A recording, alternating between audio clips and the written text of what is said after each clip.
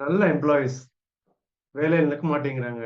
எல்லாம் கத்துக்கிட்டதுக்கு அப்புறம் வேலைய விட்டு போயிடுறாங்க அப்படின்னா, அதுக்கு காரணம் சேலரி தான் அப்படின்னு நீங்க நினைச்சிட்டு இருப்பீங்க.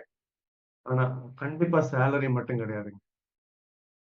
எஸ்பெஷலி நீங்க Gen Y, Gen Z employees எடுத்தீங்கன்னா, அவங்க எதிர்பார்க்கிறது ஃப்ரீடம். S, freedom.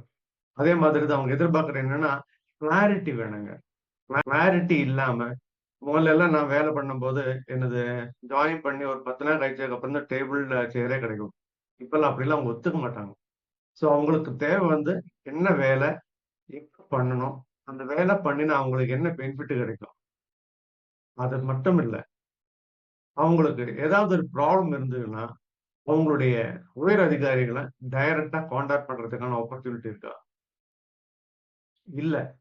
அப்படி ஆப்பர்ச்சுனிட்டி இல்ல அப்படின்னா, கண்டிப்பா அது அவங்களுடைய இன்ட்ரெஸ்ட்ட கம்ப்ளீட்டா ரிமூவ் பண்ணிடுங்க. அவங்களுக்கு அப்புறம் வே உங்க கம்பெனில வேலை பண்றதுக்கான எந்த விதமான இன்ட்ரெஸ்டும் இருக்காது. நீங்க கவனிச்சிருப்பீங்களா தெரியாது. அவங்க சேலரிய கூட ரொம்ப ரொம்ப இம்பார்ட்டன்ஸ் குடுக்குறது ஃப்ரீடத்துக்கு தான். அதே மாதிரி கிளாரிட்டிக்கு தான். கன்ஃப்யூஷன் இருந்தா உங்க கம்பெனில நல்ல எம்ப்ளாயீஸ் இருக்க மாட்டாங்க. கிளாரிட்டி இருந்தா நல்ல எம்ப்ளாயீஸ் இருப்பாங்க. இதுக்கான சில ஸ்பெசிஃபிக்கான டாக்குமெண்ட்ஸ் அதே மாரி சில சிஸ்டம்ஸ் எல்லாம் இம்ப்ளிமெண்ட் பண்ணீங்கன்னா, கண்டிப்பா நல்ல எம்ப்ளாயீஸ், எக்ஸலென்ட்டான எம்ப்ளாயீஸ உங்க கூட லாங் டெர்ம்ல நிறுத்த முடியும்.